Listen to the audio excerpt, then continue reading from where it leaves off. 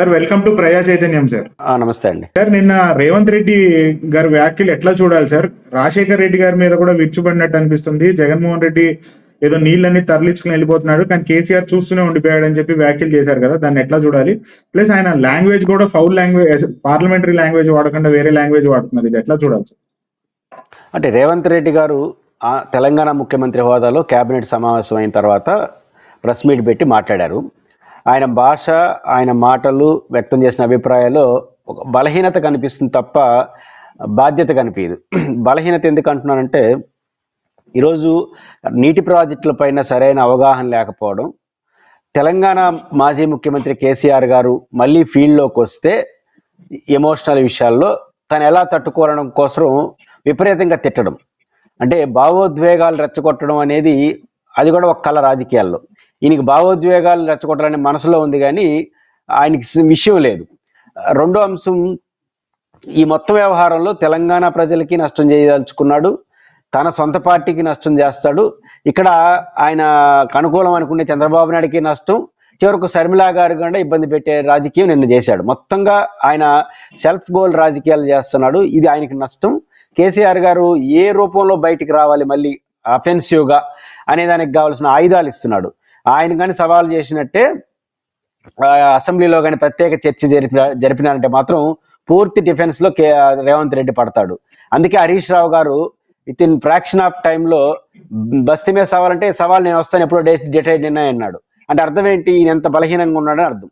అసలు సబ్జెక్ట్లోకి వెళ్ళి మనం మాట్లాడుకుంటే మొట్టమొదటి అంశం ఏంటి ప్రాబ్లం, నాగార్జున సాగర్ శ్రీశైలం ప్రాజెక్టులను కేఆర్ఎండ్బి పరిధిలోకి తీసుకురావాలని ఆంధ్రప్రదేశ్ ప్రభుత్వం, ముఖ్యమంత్రి గారు చాలా కాలం నుంచి ఫిర్యాదులు చేస్తున్నాడు.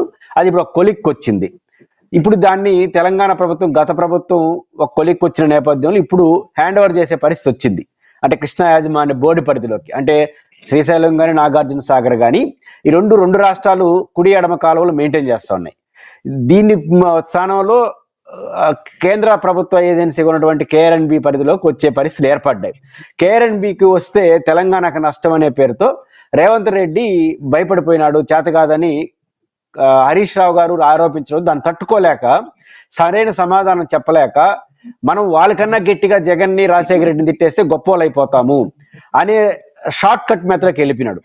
కానీ అసలు విషయం ఏంటి, శ్రీశైలం డ్యాంలో కానీ నాగార్జున సాగర్లోని కేఆర్ఎంబి పరిధిలోకి రావాల్సిన పరిస్థితులు గత ప్రభుత్వం చేసింది, మేము బాధ్యతగా ఉంటామని సమాధానం చెప్పుకోవాల్సిన రేవంత్ రెడ్డి గారు కేసీఆర్ కన్నా ఎక్కువ రాయలసీమ వాళ్ళని ఆంధ్రప్రదేశ్ తిట్టేస్తే పెద్దోడిని అయిపోతానని చెప్పి షార్ట్ కట్ మీద ఎంచుకున్నాడు. ఆ సబ్జెక్ట్ ఏంటి, నాగార్జున సాగర్ శ్రీశైలం డ్యామ్ ఉమ్మడి రాష్ట్రంలో ఉంది, ఉమ్మడి రాష్ట్రంలో కట్టారు. రెండు రాష్ట్రాల భాగస్వామ్యంగా రెండు రాష్ట్ర సరిహద్దులో ఉంటుంది.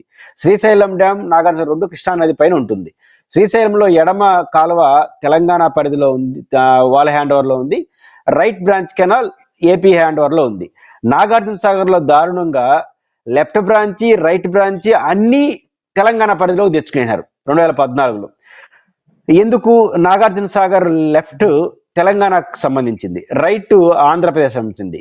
టీఎంసీల వాటా కూడా తెలంగాణకు సంబంధించి దాదాపు 111.23 టీఎంసీస్ తెలంగాణ వాటాకి వెళ్తుంది.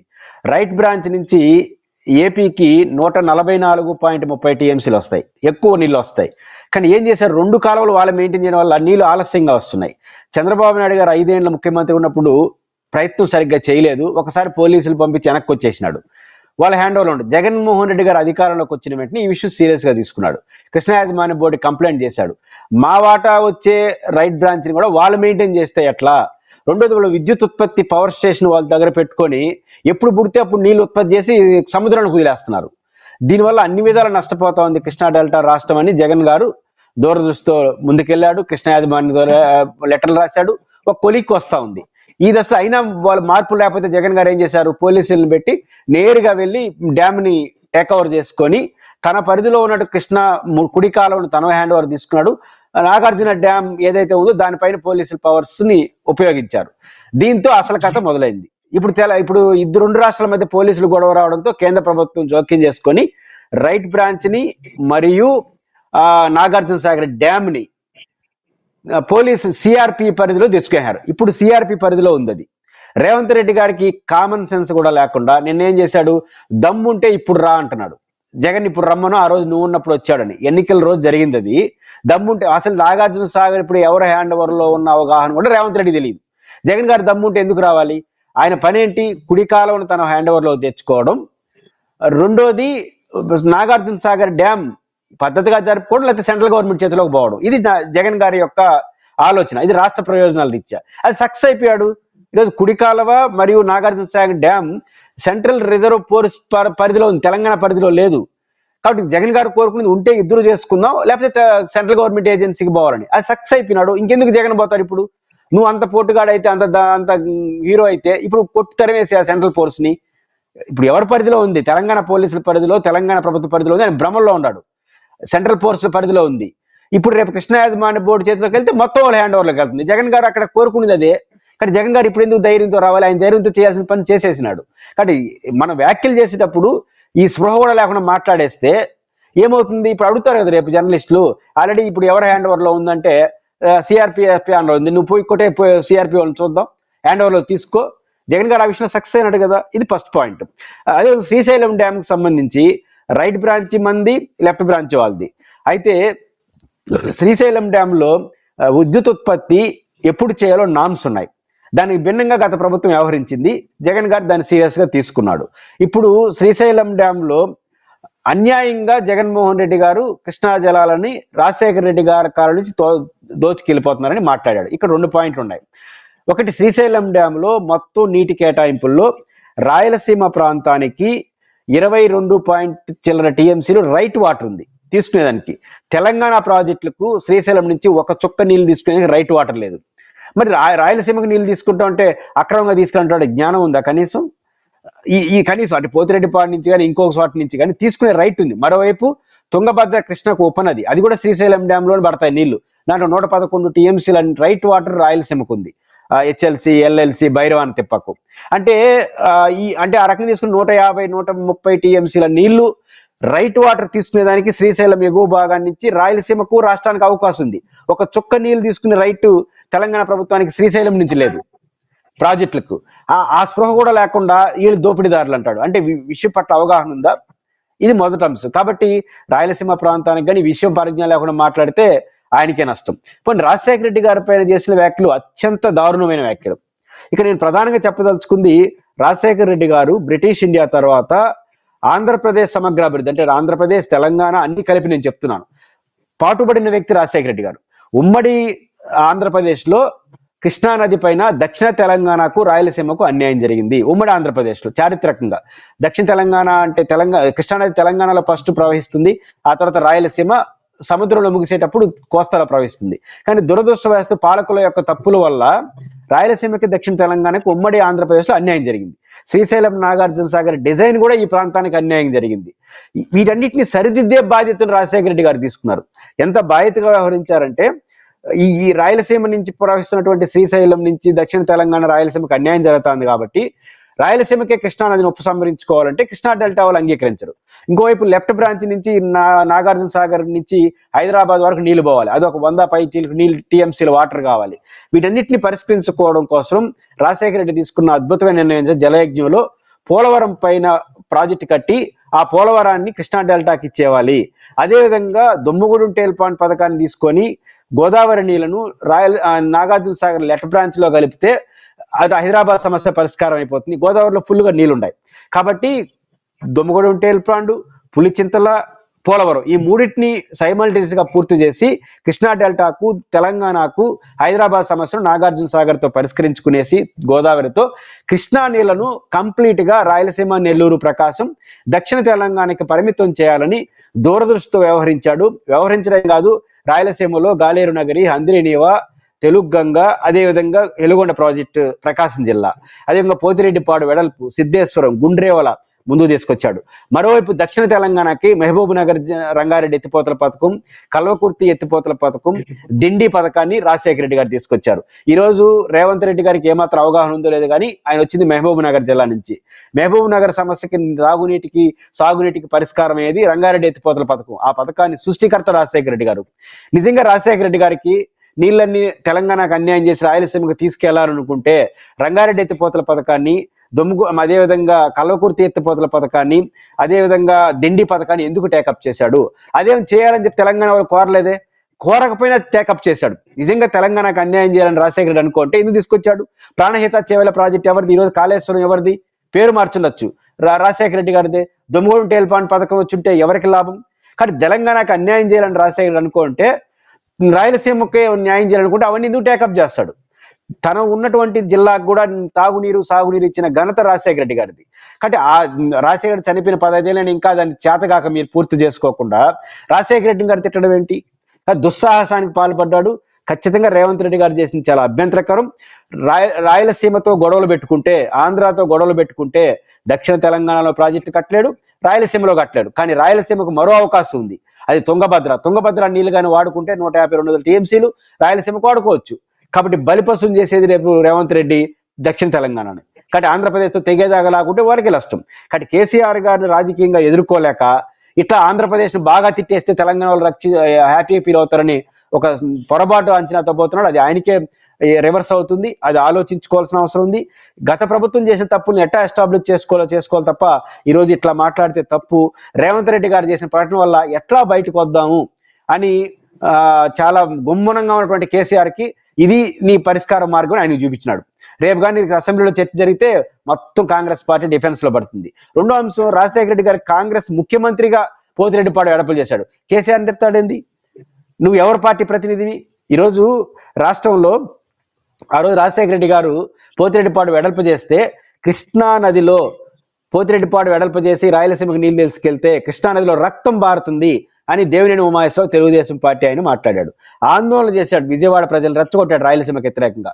అప్పుడు ఈ రేవంత్ రెడ్డి అనే పెద్ద మనిషి కూడా తెలుగుదేశం పార్టీలో ఉన్నాడు. ఇప్పుడు ఆయన తెలుగుదేశం ప్రతినిధిగా మాట్లాడుతున్నాడా రాజశేఖర రెడ్డి పైన, ప్రభుత్వం పైన? కాంగ్రెస్ ముఖ్యమంత్రిగా అవుతున్నాడా? రాజశేఖర రెడ్డి కాంగ్రెస్ ముఖ్యమంత్రి, దేవినేని ఉమామహేశ్వరరావు తెలుగుదేశం పార్టీ మాట్లాడిన మాటలు నువ్వు మాట్లాడుతున్నావు అంటే పాత వాసనలు ఏమి పోయినట్లే. ఇప్పుడు మీరు ఎవరు ప్రతినిధి? ఆంధ్రప్రదేశ్ తెలంగాణ ముఖ్యమంత్రి కాంగ్రెస్ రిప్రజెంటేటివ్. కాంగ్రెస్ ముఖ్యమంత్రిగా రాజశేఖర రెడ్డి గారు చేసిన పనిని ఇష్టం వచ్చినట్టు మాట్లాడితే ఎవరు డిఫెన్స్ లో పడతారు? కాంగ్రెస్ డిఫెన్స్ లో పడుతుంది. దేవినేని ఉమామహేశ్వరరావు ఏం మాట్లాడు అదే నువ్వు మాట్లాడుతున్నావు అంటే పాత వాసనలు ఏం పోవట్లేదా?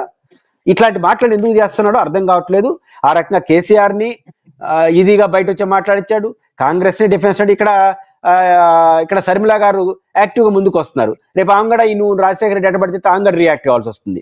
ఆమెని ఇబ్బంది పెట్టాడు. ఇంకో పక్క చంద్రబాబు నాయుడు కూడా రాయలసీమ ఎన్నికలు జరుగుతున్న సందర్భంలో చంద్రబాబుని డిఫెన్స్ లో పెడుతున్నాడు. ఆయన ఏదో ఎవరికో మేలు చేయని పోయి తనకు తాను నష్టం. దీనికి కారణం అహంకారం, రెండోది అవగాహన రాహిత్యం. ఇది ఇప్పటికైనా అర్థం చేసుకుంటే ఆయనకి మంచిది, కాంగ్రెస్ మంచిది. లేకపోతే కాంగ్రెస్ పార్టీ భారీ మూల్యాన్ని చెల్లించుకుంటుంది. ఆంధ్రప్రదేశ్కి కానీ, జగన్కి కానీ, రాయలసీమకి కానీ మీరు ఏమీ చేయలేరు, మీ చేతిలో లేని పని అనే విషయాన్ని ఆయన గుర్తుపెట్టుకోవాలి. సరే, ఇది ఇప్పుడు తెలంగాణ అసెంబ్లీలో చర్చకు వస్తే రేపు ఆయన బయట పెట్టుకుని ఆయన ఈ చర్చని కంటిన్యూ చేస్తే ఎట్లాంటి పరిణామం రావచ్చు సార్?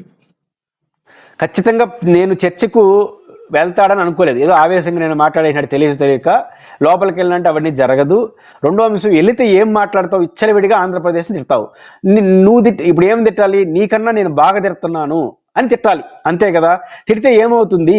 రాజశేఖర రెడ్డి గారిని అభిమానించే వాళ్ళందరూ మనకు వ్యతిరేకంగా తయారవుతారు. అక్కడ అది గమనంలో పెట్టుకోవాల్సిన అవసరం ఉంటుంది. రెండో విషయం, ఏం అవగాహన ఉంది మీకు? ఇది పోతిరెడ్డిపాడు వెడల్పు కాంగ్రెస్ పార్టీ ముఖ్యమంత్రిగా రాజశేఖర రెడ్డి గారు చేశారు. ఏమని తిడతావు నువ్వు? రేపు కేసీఆర్ ఈజీగా నీ పార్టీ ముఖ్యమంత్రి కదా అంటాడు. ఏం సమాధానం చెప్తావు? రెండో అంశం, ఈరోజు కృష్ణ యాజమాన్య బోర్డుకి తనకి కేసీఆర్ గారు తర్వాత తెలంగాణ ముఖ్యమంత్రి ఈయన వచ్చాడు. అధికారుల సమావేశం ఏం చర్చ జరిగిందో తెలుసా? మొన్న జరిగినటువంటి మినిట్స్ ఉన్నాయి. జనవరిలో ఒక మీటింగ్ జరిగింది, ఫిబ్రవరిలో ఒక మీటింగ్ జరిగింది.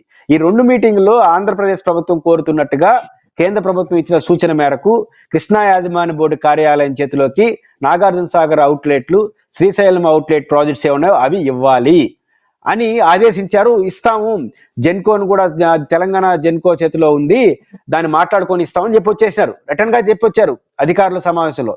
నీ ప్రభుత్వం చెప్పింది, ఇప్పుడు నాకు సంబంధం లేదంటే ఎట్లా? కాబట్టి అన్ని డిఫెన్స్ పాలిటిక్స్.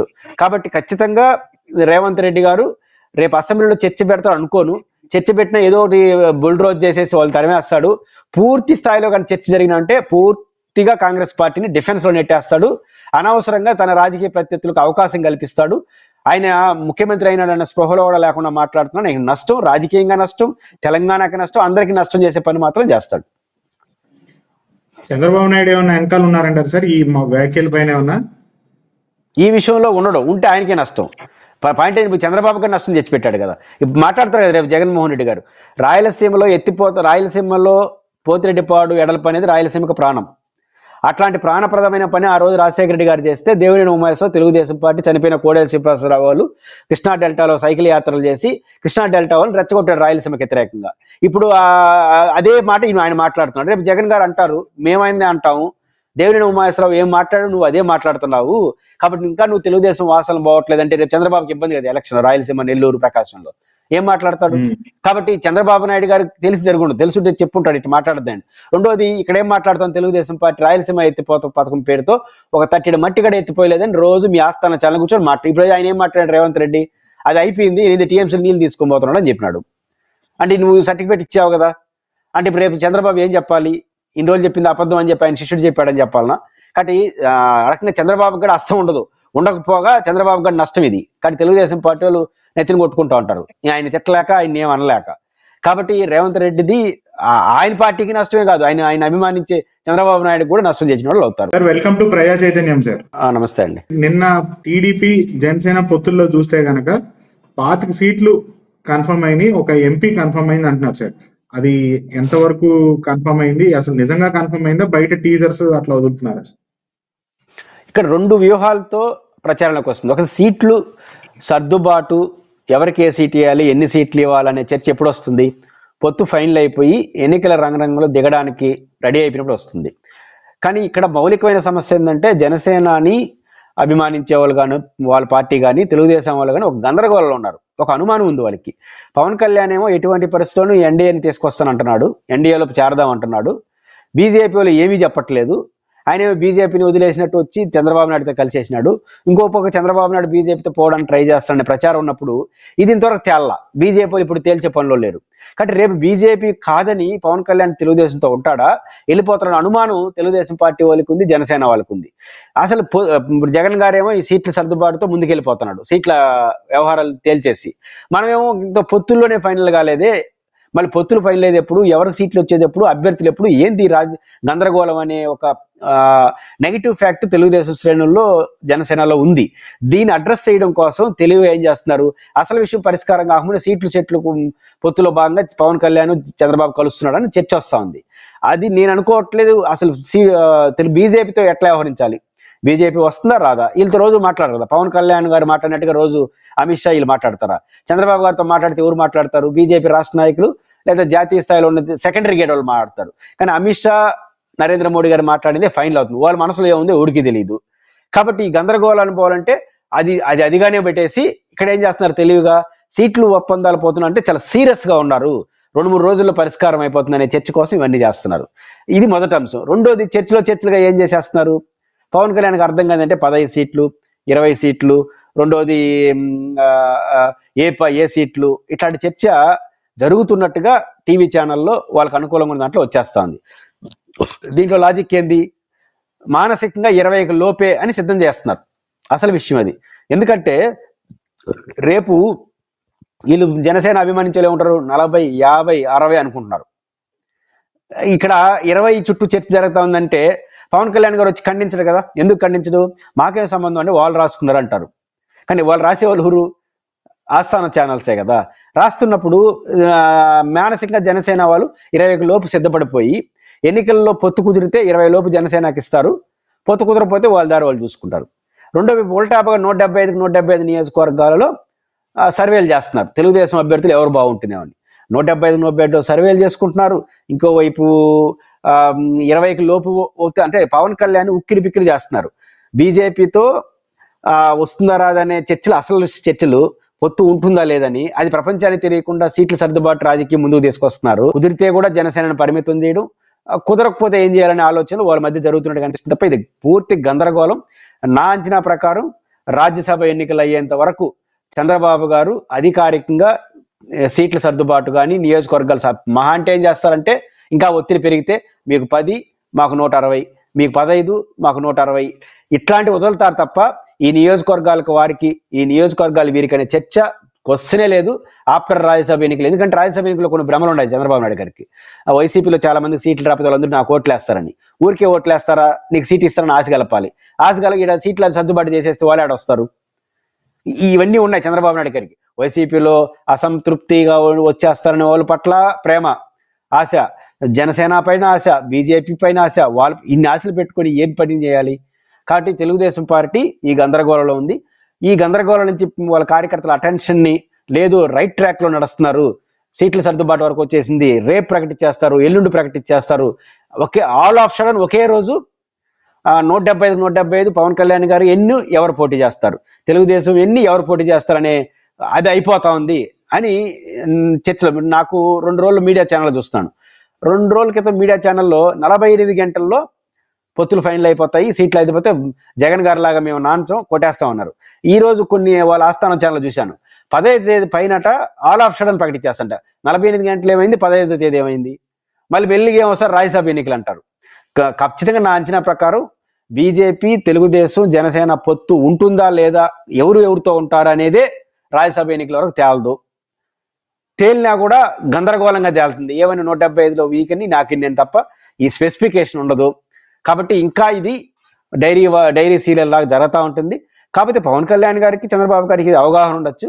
వాళ్ళిద్దరూ కలిసి కింద వాళ్ళని మసిమూసి మాడేకాయ చేసి ఏదో జరిగిపోతుందని చెప్తారు.